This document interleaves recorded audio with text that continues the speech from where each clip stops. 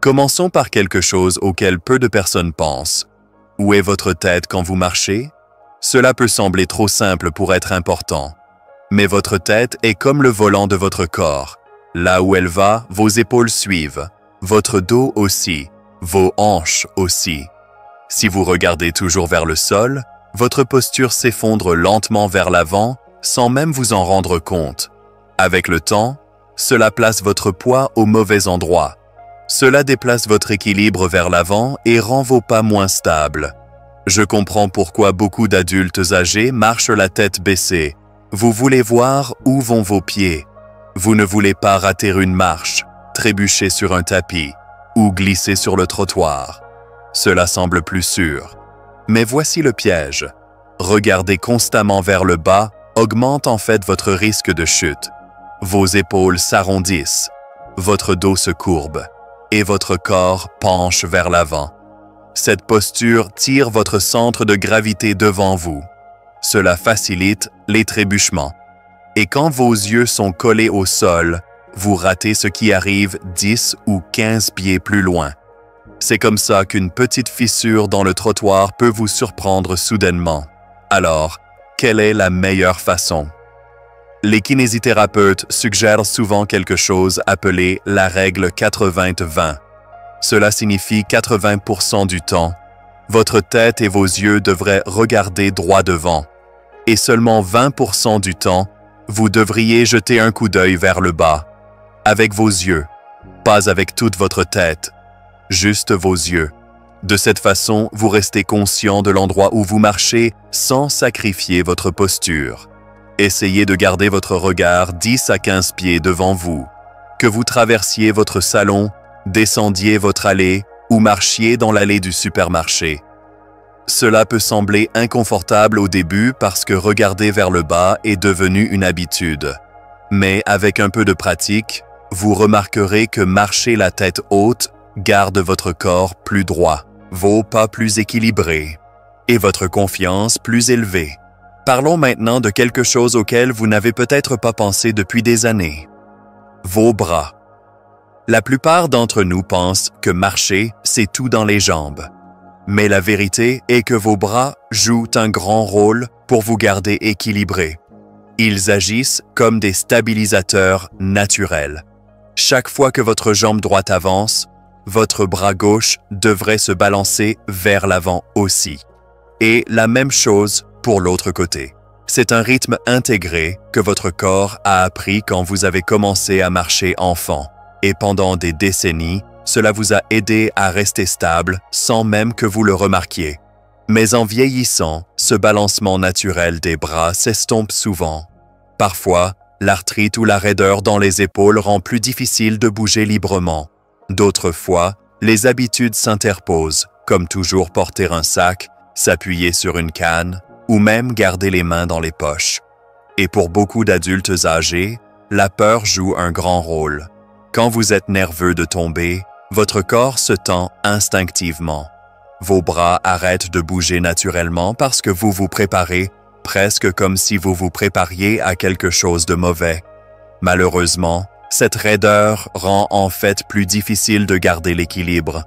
Elle supprime l'un des outils intégrés de votre corps pour la stabilité. La bonne nouvelle? Ramener le balancement de vos bras ne demande pas beaucoup d'efforts, juste de la conscience. En marchant, laissez vos coudes se plier doucement, pas verrouillés ou raides. Permettez à vos bras de se balancer naturellement sur vos côtés, même juste un peu. Vous n'avez pas besoin de grands mouvements dramatiques, comme si vous faisiez de la marche rapide dans le parc. Des balancements doux et détendus suffisent. Si un bras se sent plus faible que l'autre, c'est normal. Même balancer un bras aide plus que de garder les deux immobiles. Certaines personnes trouvent utile de pratiquer sur place avant de sortir pour une promenade. Tenez-vous près d'un comptoir ou d'une table solide. Marchez doucement sur place et laissez vos bras bouger avec vos pas. Vous pouvez même compter vos pas pour vérifier si le rythme semble égal des deux côtés. Avec le temps, cette petite habitude fait une grande différence. Votre marche se sent plus fluide, votre équilibre plus stable et votre corps moins tendu. Déplaçons notre attention vers les pieds, parce que la façon dont votre pied touche le sol fait une grande différence dans l'équilibre et la sécurité. Au fil des années, beaucoup d'adultes âgés changent silencieusement leur façon de marcher sans s'en rendre compte. Au lieu de dérouler chaque pas du talon aux orteils, ils commencent à poser tout le pied à plat ou parfois même à atterrir sur leurs orteils. Cela semble plus facile ou plus sûr sur le moment, mais cela augmente en fait le risque de trébucher. Voici comment la marche est supposée fonctionner. Votre talon fait contact en premier, puis votre poids roule doucement à travers la voûte de votre pied. Et enfin, vos orteils vous poussent vers l'avant dans le pas suivant. Ce motif, talon, roulement, orteil, agit comme un amortisseur intégré. Il aide vos articulations, garde votre corps aligné et permet à votre foulée de rester douce et stable. Quand vous sautez ce motif et commencez à traîner les pieds ou à marcher à pied plat, votre foulée raccourcit, vos muscles deviennent moins actifs et vous êtes plus susceptible de trébucher sur les tapis, les seuils ou le sol inégal. La partie délicate? La plupart des gens ne remarquent même pas quand ce changement se produit. Cela devient une seconde nature. Mais la bonne nouvelle? Vous pouvez réentraîner votre corps à utiliser le mouvement naturel talon-orteil encore. Une façon simple? Pratiquez en marchant lentement à travers un espace ouvert et sûr dans votre maison. À chaque pas, faites attention. Laissez votre talon toucher le sol en premier, puis laissez le reste du pied rouler vers l'avant. N'exagérez pas le mouvement. Laissez-le simplement couler naturellement. Certaines personnes aiment pratiquer pieds nus sur une surface douce comme un tapis. Cela donne à vos pieds un retour supplémentaire. Ainsi, vous pouvez vraiment sentir le roulement du talon aux orteils. Au début, cela peut sembler un peu maladroit, surtout si vous traînez les pieds depuis des années. C'est normal. Votre corps se souvient. Vous avez juste besoin de le lui rappeler. Quelques minutes de pratique consciente chaque jour peuvent rendre vos pas plus forts, plus fluides et plus sûrs. Parlons maintenant de la taille de vos pas. Beaucoup de personnes ne réalisent pas que la longueur de la foulée a un effet direct sur l'équilibre. Quand nous étions plus jeunes, faire de grandes enjambées semblait naturel, même efficace. Mais en vieillissant, ces grands pas peuvent silencieusement travailler contre nous. Voici pourquoi. Quand votre pied avance étant trop loin devant votre corps, votre centre de gravité se déplace vers l'arrière. Ce petit déplacement met plus de stress sur vos hanches et genoux et vous laisse avec moins de contrôle si quelque chose d'inattendu arrive, comme un sol glissant ou une perte soudaine d'équilibre. Les petits pas, d'autre part, aident à garder votre poids corporel centré. Ils permettent à vos pieds de rester sous vous, là où vous êtes le plus fort et le plus stable. Avec des foulées plus courtes, votre temps de réaction s'améliore. Cela signifie que vous pouvez vous rattraper plus vite si vous trébuchez ou glissez. Vous êtes aussi plus susceptible de lever vos pieds correctement, réduisant les chances de traîner vos orteils sur les tapis ou les trottoirs inégaux. Et si vous utilisez une canne ou un déambulateur, les petits pas rendent beaucoup plus facile de bouger en douceur sans vous déséquilibrer. La meilleure partie, cet ajustement est simple à pratiquer. Essayez de marcher à travers une pièce à votre rythme normal et comptez combien de pas vous prenez en 10 secondes. Puis, refaites-le avec des pas légèrement plus petits et plus rapides. Si votre nombre augmente, c'est un bon signe. Cela signifie que vos pas sont plus courts et votre poids reste plus centré. Vous pourriez vous sentir un peu drôle au début, comme si vous faisiez des pas de bébé, mais votre corps s'ajustera rapidement. Un autre conseil? Pratiquez dans des espaces familiers où vous vous sentez en sécurité, comme votre couloir ou votre cuisine. Concentrez-vous sur garder chaque pas léger, centré et stable. Avec le temps, cela devient votre nouvelle normale et vous trouverez que marcher se sent plus fluide et plus contrôlé. Rappelez-vous, il ne s'agit pas de marcher plus vite ou d'essayer de couvrir plus de terrain. Il s'agit de sécurité et de stabilité. Quand la plupart des personnes pensent à l'équilibre, elles imaginent des jambes fortes et des pieds stables. Mais la vérité, l'équilibre commence au milieu de votre corps, votre tronc. Les muscles de votre ventre, du bas du dos et des hanches sont comme les fondations d'une maison. Si cette fondation est faible, tout au-dessus se sent bancal. Vous pourriez vous retrouver à vous appuyer sur les meubles, à vous sentir instable quand vous vous levez ou à vous fatiguer rapidement après juste une courte promenade. Ce n'est pas seulement vos jambes, c'est souvent votre tronc qui perd silencieusement de la force au fil du temps. La partie encourageante? Vous n'avez pas besoin d'un abonnement de gym ou d'équipement lourd pour construire un tronc plus fort. En fait, de petits mouvements simples faits de manière constante peuvent faire une énorme différence. Laissez-moi vous donner un exemple. Marie, une grand-mère de 82 ans, commençait à tomber plus souvent dans sa maison. Sa fille s'inquiétait et l'emmena chez un kinésithérapeute. Étonnamment, le thérapeute expliqua que ce n'étaient pas les jambes de Marie qui causaient ces problèmes. C'était son tronc faible. Il lui donna juste 2 petits exercices. Debout près d'une chaise solide, lever un pied d'1 pouce du sol pendant 5 secondes, puis changer. Et en se brossant les dents, tirer doucement le ventre vers l'intérieur, juste assez pour le sentir se contracter. C'est tout. En quelques semaines, Marie remarqua qu'elle se sentait plus stable, comme si son corps la soutenait enfin à nouveau. Vous pouvez essayer la même chose. Quand vous êtes près d'un comptoir ou d'une table, levez un pied légèrement du sol et tenez-le pendant quelques secondes. Puis, changez. Ou pendant que vous vaquez à vos occupations, tirez doucement votre nombril vers votre colonne vertébrale pendant quelques secondes à la fois. Personne ne remarquera même que vous le faites, mais vos muscles le remarqueront.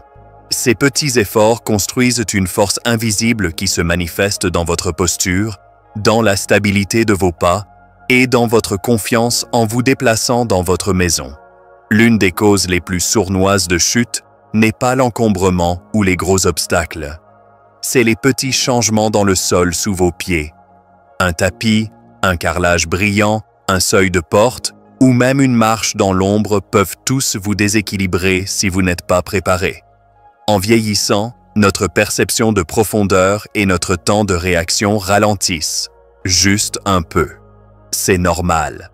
Mais cela signifie que votre cerveau peut prendre un moment plus long pour enregistrer un changement sous le pied. Dans ce petit délai, votre équilibre peut faiblir. Prenez l'histoire d'Alan, un homme de 78 ans qui se considérait prudent et stable. Un après-midi, il a presque chuté dans sa cuisine. Le sol venait d'être nettoyé et avait l'air bien, mais il était glissant. Il m'a dit que cela l'avait complètement surpris. Ses pieds bougèrent déjà avant que son cerveau ne réalise que la surface était glissante. Après cela, Alan a commencé une nouvelle habitude. Chaque fois qu'il entrait dans une pièce différente, il disait silencieusement à voix haute quel type de sol il marchait dessus. Carrelage, tapis, bois. Cela semblait stupide au début, mais il jurait que cela donnait à son corps juste assez d'avertissement pour s'ajuster. Il n'a pas eu d'accident depuis. Vous pouvez essayer ceci vous-même. En passant d'une pièce à l'autre, étiquetez la surface dans votre tête ou même doucement sous votre souffle. Marche vers le bas. Tapis, carrelage. Ce petit rappel aide votre cerveau et votre corps à travailler ensemble pour se préparer. Aussi, soyez très prudent sur les sols brillants. Ils peuvent sembler propres, mais les reflets et l'éblouissement peuvent tromper vos yeux, rendant plus difficile de juger la profondeur. Et si vous portez des lunettes bifocales, faites très attention en descendant des trottoirs ou des escaliers. Le changement de verre peut déformer le sol sous vous. Un autre truc simple? Faites une pause d'1 seconde supplémentaire en passant d'un espace lumineux dans un couloir sombre ou en passant de la lumière du soleil à l'ombre. Cette pause permet à vos yeux de s'ajuster avant de continuer. Cela peut ne pas sembler beaucoup, mais cela peut être la différence entre un pas stable et un trébuchement. En faisant attention au sol sous vous et en donnant à votre cerveau un moment pour rattraper, vous vous protégez des risques inutiles. Beaucoup d'adultes âgés s'appuient sur les murs, les meubles ou même retiennent leur souffle comme soutien en se déplaçant dans la maison. D'autres résistent à utiliser des cannes ou des déambulateurs parce qu'ils sentent que cela les fait paraître faibles. Mais voici la vérité. Utiliser le soutien sagement peut en fait protéger votre indépendance, ne pas la retirer. Pensez au soutien comme un filet de sécurité. Il n'est pas là pour remplacer votre marche. Il est là pour vous donner la confiance de continuer à bouger sans peur. La clé est l'équilibre. Ne pas trop compter sur le soutien, mais ne pas l'ignorer quand il peut aider. Par exemple, si vous vous sentez instable en sortant du lit, placez une chaise solide à proximité et utilisez-la pour l'équilibre en vous levant. Dans le couloir, gardez un chemin dégagé pour ne pas avoir besoin d'attraper les meubles au hasard. Et quand vous êtes à l'extérieur, une canne ou un déambulateur peut être la différence entre rester actif ou rester coincé à la maison. La partie importante, apprendre à utiliser le soutien correctement. Une canne doit être tenue du côté opposé à votre jambe plus faible, ainsi elle équilibre naturellement votre foulée. Un déambulateur doit avancer avec de petits pas, pas être poussé trop loin devant. Si vous n'êtes pas sûr, un kinésithérapeute peut vous montrer la bonne façon en juste 1 ou 2 séances. Rappelez-vous, des outils comme ceux-ci n'enlèvent pas votre force. Ils vous donnent la liberté. Ils vous aident à continuer à marcher avec confiance au lieu d'éviter le mouvement par peur. Et même à la maison, avoir du soutien à proximité, comme des rampes dans la salle de bain ou des tapis antidérapants près de l'évier, peut vous donner la paix d'esprit. Alors, maintenant, nous avons couvert 7 habitudes qui peuvent vraiment changer la façon dont vous vous déplacez dans votre journée.